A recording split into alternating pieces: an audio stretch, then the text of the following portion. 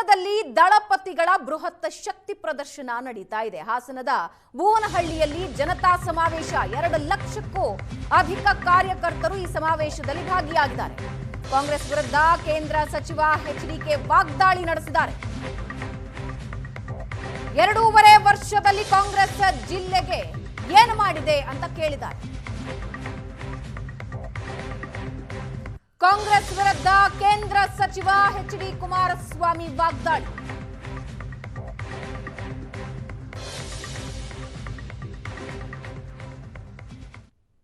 ನಿಮ್ಮ ಅಧಿಕಾರದಲ್ಲಿ ಇಟ್ಕೊಂಡಿರ್ತಕ್ಕಂಥ ಅಧಿಕಾರಿಗಳು ಯಾವಂತೂ ಇಲವಾಲ್ದ ಹತ್ರ ಅಲ್ಲಿ ಸಾರಾಮಹೇಶ್ ಕೂತಿದ್ದಾರಲ್ಲಿ.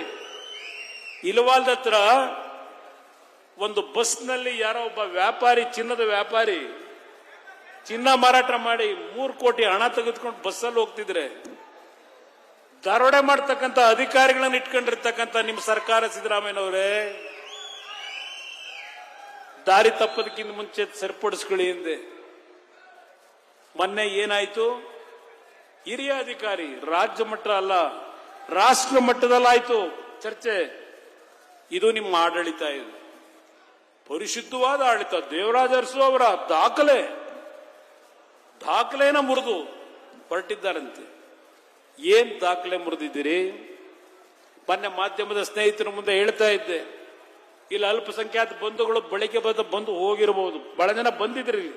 ನಾನು ಬರಬೇಕಾದ್ರೆ ನೋಡಿದೆ. ನಾನು ಯಾರು ಯಾವುದೇ ಪಕ್ಷಕ್ಕೆ ಶಾಶ್ವತ ಅಲ್ಲ.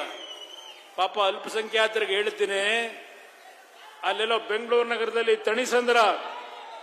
ಬೆಂಗಳೂರು ನಗರದ ತಣಿಸಂದ್ರ, ಅದ್ಯಾವುದೋ ಇನ್ನೊಂದು ಕೋಗಿಲು, ಅಲ್ಲಿ ಶಾಸಕರು ಪಾಪ ಇಲ್ಲಿ ಜಿಲ್ಲಾ ಮಂತ್ರಿಗಳವರೀಗ ಈಗಾಗಲೇ 3-4 ವರ್ಷದಿಂದ ಅಲ್ಲಿ ಮನೆ ಕಟ್ಕೊಂಡಿದ್ರಲ್ಲ, ಆ ಶಾಸಕರಿಗೆ, ಆ ಮಂತ್ರಿಗಳಿಗೆ ಗೊತ್ತಾಗ್ಲಿಲ್ವಾ ಇವರೆಲ್ಲ ಸರ್ಕಾರಿ ಭೂಮಿ ಒತ್ತುವರಿ ಮಾಡಿ ಮನೆ ಕಟ್ಟಿದ್ದಾರೆ ಅಂತೇಳಿ? ಈ ವರ್ಷ ಕರ್ನಾಟಕದಲ್ಲಿ, ಅದರಲ್ಲೂ ಬೆಂಗಳೂರಿನಲ್ಲಿ 8 ಡಿಗ್ರಿ 9 ಡಿಗ್ರಿ ಚಳಿ, ಮಕ್ಕಳು ಮಲಗ್ಲಿಕ್ಕಾಗಲ್ಲ. ಅವ್ರನ್ನ ಏಕಾಏಕಿ ಆ ತಣಿಸಂದ್ರ ಕೋಗಿಲು ಗ್ರಾಮದಲ್ಲಿ ಬುಲ್ಡೋಸರ್ ತಗೊಂಡೋಗಿ ಆ ಮನೆಗಳನ್ನ ಕೆಡವುದರಲ್ಲ, ಅದು ನೋಡ್ಬಿಟ್ರೆ ಯಾವುದೋ ಸಿರಿಯಾದಲ್ಲಿ ಎಲ್ಲೋ ಬಾಂಬ್ ಬ್ಲಾಸ್ಟ್ ಆಗಿದೆಯಲ್ಲ, ಉಕ್ರೇನಲ್ಲಿ ಬಾಂಬ್ ಬ್ಲಾಸ್ಟ್ ಆಗಿದೆಯಲ್ಲ, ಆ ರೀತಿ ಇಲ್ಲಾರೋ ಬಾಂಬ್ ಹಾಕಿದ್ದಾರೆ ಅಂತಕ್ಕಂಥ ರೀತಿ ಚಿತ್ರಣ ತೋರಿಸ್ತಾರೆ ನಮ್ಮ ಮಾಧ್ಯಮದ ಸ್ನೇಹಿತರು. ಅದೇಂತದ್ದು 10 ದಿವಸದಲ್ಲಿ ಮನೆ ಕೊಡ್ತೀವಿ, 2 ದಿವಸದಲ್ಲಿ ಮನೆ ಕೊಡ್ತೀವಿ. ಎಷ್ಟು ದಿವಸ ಆಯ್ತು ಮನೆ ಕೊಟ್ರ?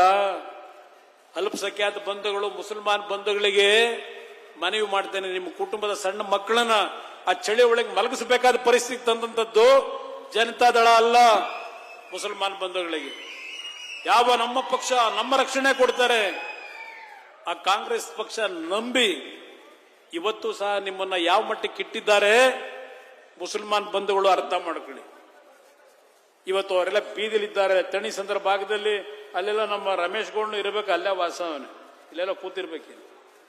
ಪಾಪ ಅವ್ರು ಅಳುತ್ತಾರೆ, ನಾವು 50 ಲಕ್ಷ 30 ಲಕ್ಷ ಹಣ ಕೊಟ್ಟು ಖರೀದಿ ಮಾಡಿದೀವಿ, ಯಾತಕ್ಕೆ ನಮ್ಮನ್ನ ಈ ತರ ಮಾಡ್ತಾ ಇದ್ದೀರಿ?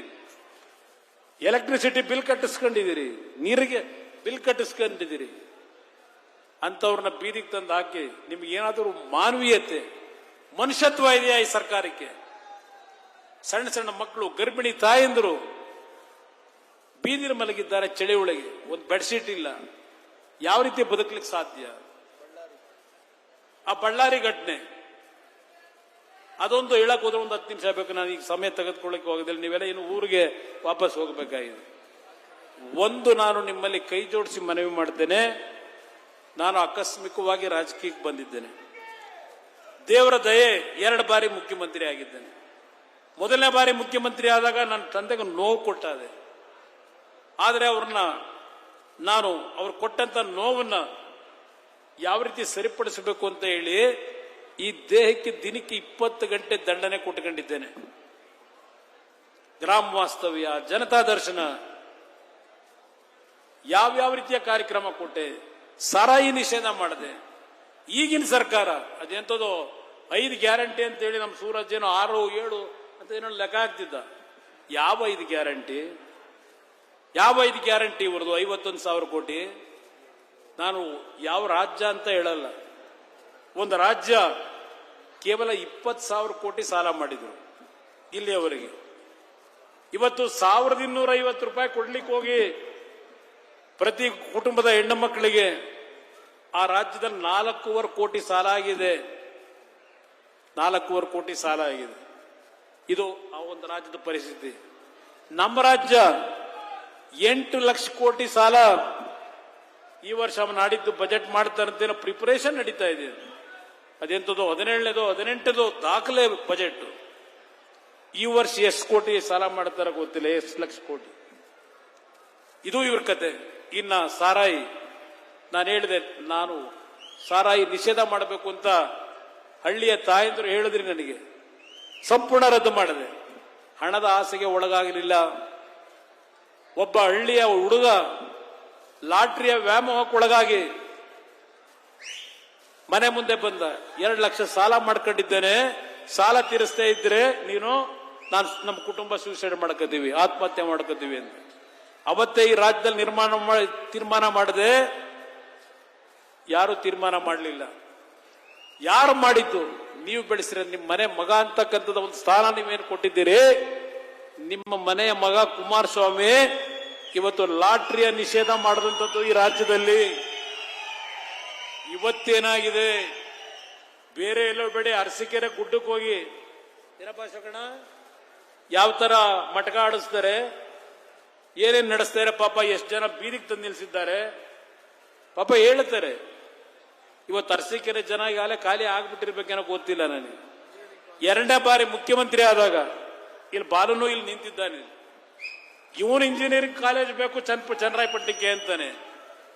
ಅರಸೀಕೆರೆಯಲ್ಲಿ ಅವರು ಇಂಜಿನಿಯರಿಂಗ್ ಕಾಲೇಜ್ ಬೇಕು ಅಂತಾರೆ. ಅಧಿಕಾರಿಗಳು ಹೇಳ್ತಾರೆ, ಸರ್ ಈಗಾಗಲೇ ಹಾಸನದಲ್ಲಿ ಒಂದು ಸರ್ಕಾರಿ ಇಂಜಿನಿಯರಿಂಗ್ ಕಾಲೇಜು ನೀವು ಹಿಂದೆನೆ ಮಾಡಿದಿರಿ, ಇನ್ನು ಅಲ್ಲಿ ರೇವಣ್ಣ ಅವರು ಕೂತವ್ರೆ, ಮಸ್ಲೆ ಹೊಸಳ್ಳಿಲಿ ಅಲ್ಲೊಂದು ಬೇಕು ಅಂತ ಹೇಳಿ ಅವರೊಂದು ಇಂಜಿನಿಯರಿಂಗ್ ಕಾಲೇಜು.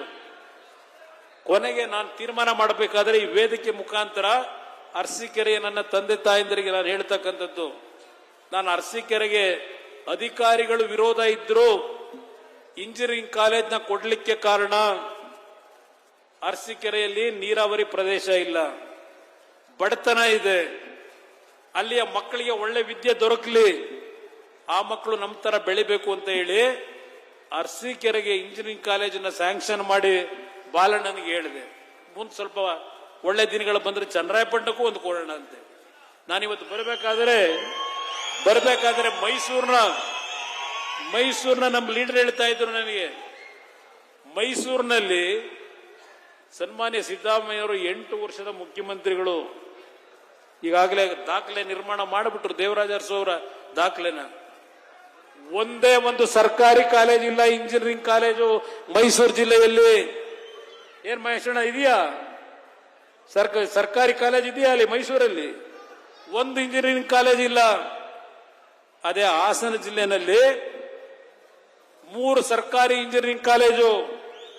ಏನು ಮಾಡಿದ್ದಾರೆ ದೇವೇಗೌಡರ ಕುಟುಂಬ? ಆ ಪ್ರಶ್ನೆಯನ್ನು ಇಡ್ತಕ್ಕಂಥ ಮಹಾನ್ ನಾಯಕರುಗಳಿಗೆ ದೇವೇಗೌಡರ ಮಗ, ಈ ಜಿಲ್ಲೆಯ ಮಗ 3 ಇಂಜಿನಿಯರಿಂಗ್ ಕಾಲೇಜ್ ಕೊಟ್ಟಿದ್ದೇನಪ್ಪ. ನೀವೇನು ಕೊಟ್ಟಿದ್ದೀರಪ್ಪ? ನೀವೇನು ಕೊಟ್ಟಿದ್ದೀರಿ? ಹಾಸನದ ರಿಂಗ್ ರಸ್ತೆ ಮೊನ್ನೆ ಜಿಲ್ಲಾ ಸಚಿವರೇನೋ ಮಾತಾಡ್ತಿದ್ ನೋಡಿದೆ ಪತ್ರಿಕೆಯಲ್ಲಿ. 8 ವರ್ಷ ಬೇಕಾ 9 ವರ್ಷ ಬೇಕಾ ಜಿಲ್ಲಾ ನಮ್ಮ ಹಾಸನ ಜಿಲ್ಲೆಯ ರಿಂಗ್ ರೋಡ್ ಮಾಡ್ಲಿಕ್ಕೆ? ಅಪ್ಪ ನಿಮ್ಗೆ ಅಧಿಕಾರ ಇದೆ, ಹೌದು 9 ವರ್ಷದಿಂದ ಮಾಡಲಿಲ್ಲ, ಅದಕ್ಕೆ ಯಾರ್ಯಾರ ಕಾರಣ ಹೇಳೋದು ಬೇಡ. ಈಗ ಆಗಿದಾರಲ್ಲಪ್ಪ, ಸರ್ಕಾರ ಇದೆಯಲ್ಲಪ್ಪ, ಕಂಪ್ಲೀಟ್ ಮಾಡ್ರಪ್ಪ. ಇಲ್ಲಿ ನಮ್ಮ ಏರ್ಪೋರ್ಟ್ ದೇವೇಗೌಡರು ತೀರ್ಮಾನ ಮಾಡಿದ್ದು 30 ವರ್ಷಗಳ ಹಿಂದೆ. ದೇವೇಗೌಡರು ಏರ್ಪೋರ್ಟ್ ನ ಮಾಡಬೇಕು ಅಂತ ಹೊರಟಿದ್ದು ವಿಲಾಸಿ ಜೀವನಕ್ಕಲ್ಲ.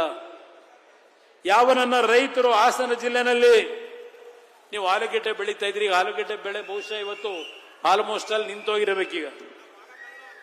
ಇವತ್ತು ಆಲೂಗೆಡ್ಡೆ ಬೆಳೆದು ಬದುಕ್ತಾ ಇದ್ರಿ, ಇವತ್ತು ಆ ಪರಿಸ್ಥಿತಿ ಉಳಿದಿಲ್ಲ. 30 ವರ್ಷದ ಹಿಂದೆ ಚಿಂತನೆ ಮಾಡಿದ್ರು, ಯಾವ ಆಲೂಗೆಡ್ಡೆಯನ್ನ ಹೊರ ದೇಶಗಳಿಗೆ ರಫ್ತು ಮಾಡತಕ್ಕಂಥ ವೆರೈಟಿಯನ್ನ ತಂದು ನನ್ನ ರೈತರಿಗೆ ಉತ್ತಮವಾದ ಬೆಳೆಯನ್ನ ಬೆಳಿಲಿಕ್ಕೆ ತಯಾರು ಮಾಡಿ, ಆ ರೈತರು ಬೆಳೆದಂತ ಬೆಳೆಯನ್ನ ಹೊರದೇಶಗಳಿಗೆ ಸಾಗಿಸ್ಲಿಕ್ಕೆ ಏರ್ ಕಾರ್ಗೋಗಳನ್ನ ವಿಮಾನಗಳನ್ನ ಒಂದು ಹಾಸನ ಜಿಲ್ಲೆಯಲ್ಲಿ ಬರ್ತಕ್ಕಂಥ ವ್ಯವಸ್ಥೆ ತರಬೇಕು ಅಂತೇಳಿ 30 ವರ್ಷಗಳೇ ಆಗಿರ್ಬೇಕಾಗಲಿ. ಈ ರಾಜ್ಯದಲ್ಲಿ ಯಾವುದೇ ಭಾಗದಲ್ಲಿ ಬೆಂಗಳೂರು ಬಿಟ್ಟರೆ ಏರ್ಪೋರ್ಟ್ ಇರಲಿಲ್ಲ. ಅಂತಹ ಸಂದರ್ಭದಲ್ಲಿ ಏರ್ಪೋರ್ಟ್ ಮಾಡಬೇಕು ಅಂತ ಕನಸು ಕಂಡಂತರು. ಇದಕ್ಕೆ ಯಾರ್ಯಾರು ನಮಗೆ ದ್ರೋಹ ಮಾಡಿದ್ದಾರೆ ಈ ಜಿಲ್ಲೆಗೆ ನಾನು ಈ ವೇದಿಕೆ ಮೇಲೆ ಚರ್ಚೆ ಮಾಡಕ್ಕಾಗಲ್ಲ. ಯಾರ್ಯಾರಿಂದ ದ್ರೋಹ ಆಯ್ತು ಈ ಜಿಲ್ಲೆಯ ಅಭಿವೃದ್ಧಿ. ರೇವಣ್ಣ ಬಹುಶಃ ನನಗೆ ರೇಗಿಸೋರು ಏನಾದರೂ ಸರ್ಕಾರದಲ್ಲಿ ಏನಾದರೂ ನೇಣಾಕ ಬಂದ್ರು ಒಂದು ಹಗ್ಗ ಸಿಕ್ತಿದ್ರೆ ಅದೇ ಒಂದು ನನಗೂ ಕೊಡುವಂತ ಅಂದ್ಬಿಟ್ಟು ಕೇಳ್ತೇನೆ. ರೇವಣ್ಣ ಅಂತ ಮಟ್ಟಕ್ಕೆ ಅಭಿವೃದ್ಧಿ ಅಂದ್ರೆ ಏನ್ ಸಿಕ್ಕಿದ್ರು ಬೇಕು ಅಂತ ಹೇಳ್ತಾನೆ ಅಂತ ಹೇಳಿ. ಇವತ್ತೇನಾದರೂ ಹಾಸನ ಜಿಲ್ಲೆಯಲ್ಲಿ ಅಭಿವೃದ್ಧಿ ಅಂತಕ್ಕಂಥದ್ದನ್ನ ಕಂಡಿದ್ರೆ ಹಾಸನ ಜಿಲ್ಲೆಯ ನಗರದ ಜನತೆಗೂ ನಾನು ಮನವಿ ಮಾಡ್ತೇನೆ. ನಾವು ಬರೀ ಕೇವಲ ರೈತರ ಪಕ್ಷ ಅಲ್ಲ, ಇದು ರೈತರು ಶಕ್ತಿ ಕೊಟ್ಟಿರೋ ಪಕ್ಷ ಇದು. ಆದರೆ ಇವತ್ತು ರಾಜ್ಯದ ನಗರ ಪ್ರದೇಶಗಳಲ್ಲೂ ಅಭಿವೃದ್ಧಿಗೆ ಯಾವ ರೀತಿಯ ಒಂದು ಕಾರ್ಯಕ್ರಮಗಳನ್ನು ಕೊಟ್ಟಿದ್ದೇವೆ, ದಾಖಲೆಗಳನ್ನು ಕೊಡಲಿಕ್ಕೆ ತಯಾರಾಗಿದ್ದೇನೆ.